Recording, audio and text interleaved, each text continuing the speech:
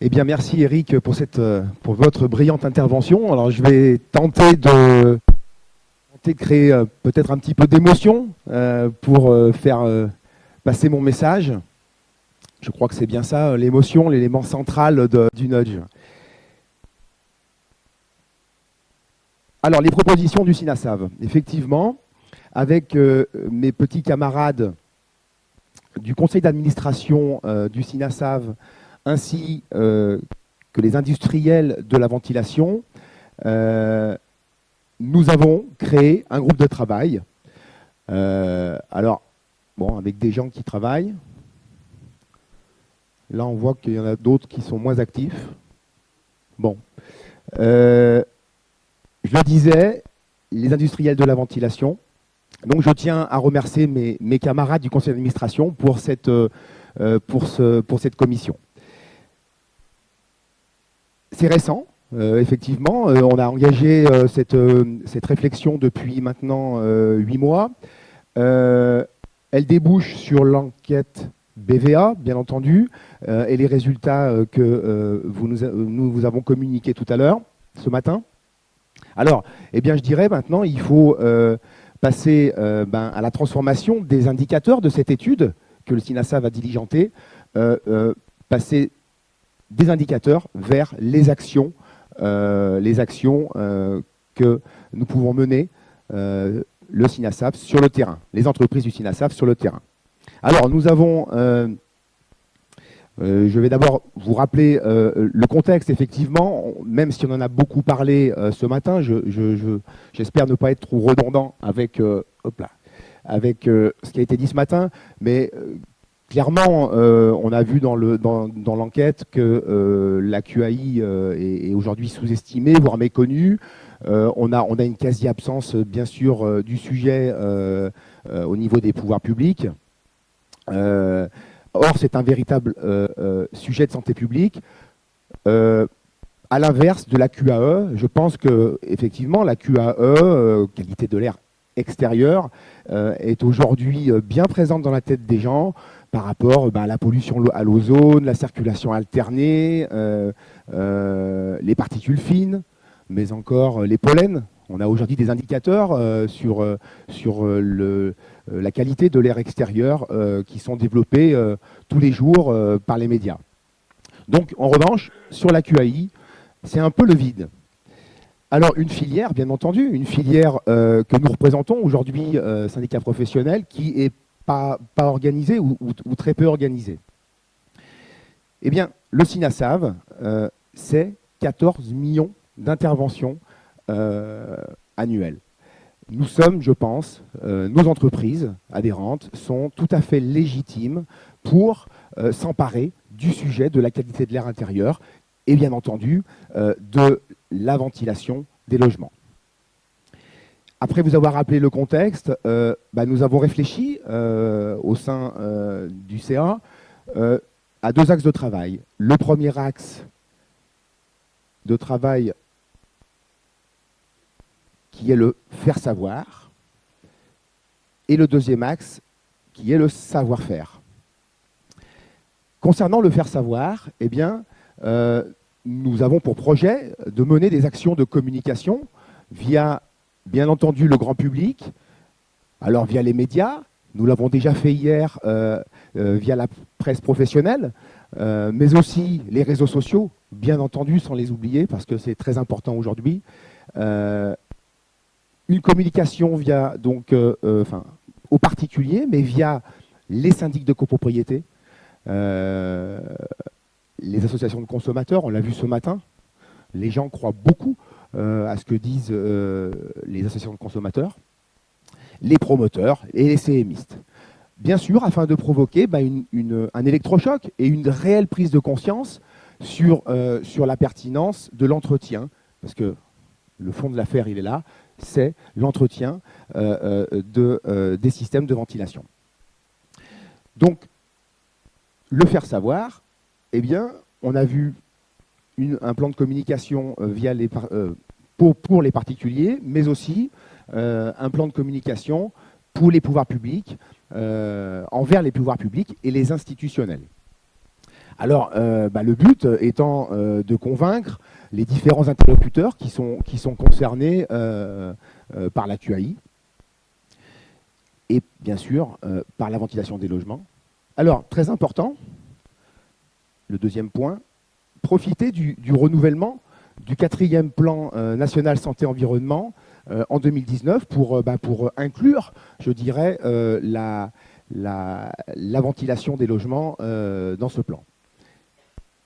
Troisième chose aussi fondamentale, essayer de participer au débat et d'intégrer pleinement la ventilation des logements dans la réglementation environnementale 2020. Je pense que toute la profession est au courant que des changements vont s'opérer à ce niveau.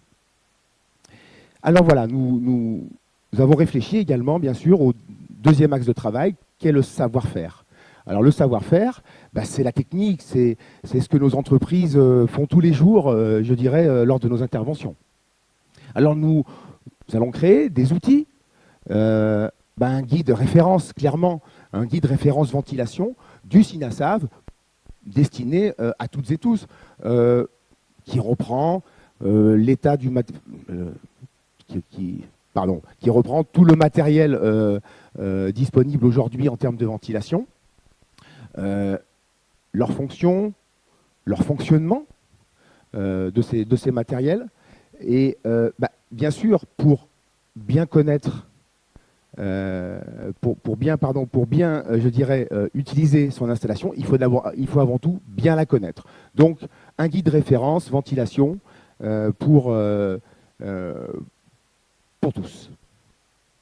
Alors une offre diagnostic ventilation sur mesure qui pourrait demain, imaginons, être associée à la visite d'entretien de la chaudière. Un contrat d'entretien, bien entendu, un contrat d'entretien AFNOR, pourquoi pas, spécifique ventilation.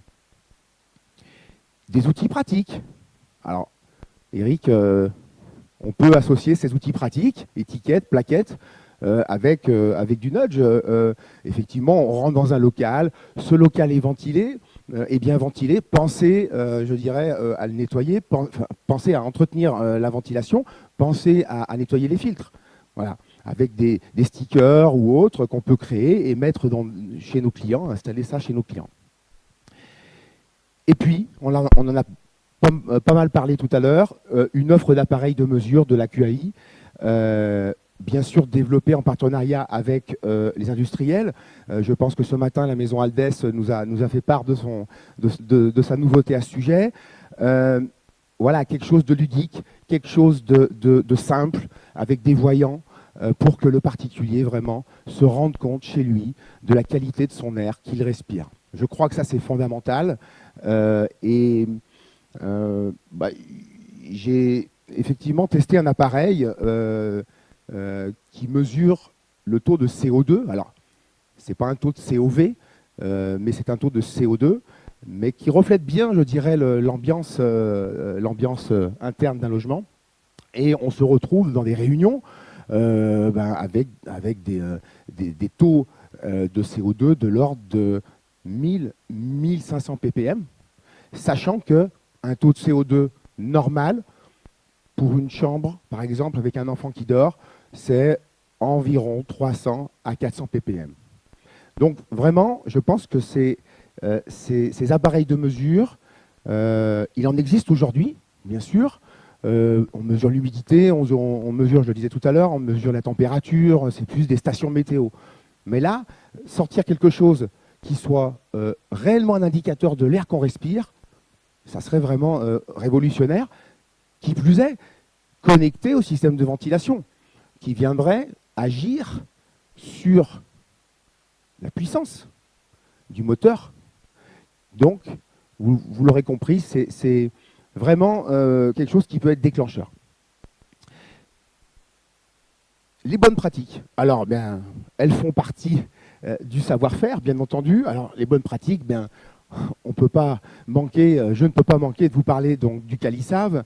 Nous souhaitons créer un module CaliSav spécifique ventilation. Je pense que dans la salle, tout le monde connaît Qualisav, c'est une qualification qui est maintenant, enfin, qui existe depuis de nombreuses années, qui a été créée par le SINASAV pour toutes les entreprises. C'est une qualification individuelle. Ça, c'est important. On qualifie le technicien avec des cours, des tests, tout ça aujourd'hui en e-learning. Et bien sûr, on doit le renouveler, le technicien doit le renouveler tous les 3 ans. Donc, on a une qualification aujourd'hui Qualisav gaz, historique, fuel. En janvier, on a une qualification Qualisav avec un module PAC et climatisation qui arrive. Et bien sûr, pour le thème qui nous intéresse aujourd'hui, nous souhaitons créer une qualification Qualisav, maintenance des systèmes de ventilation.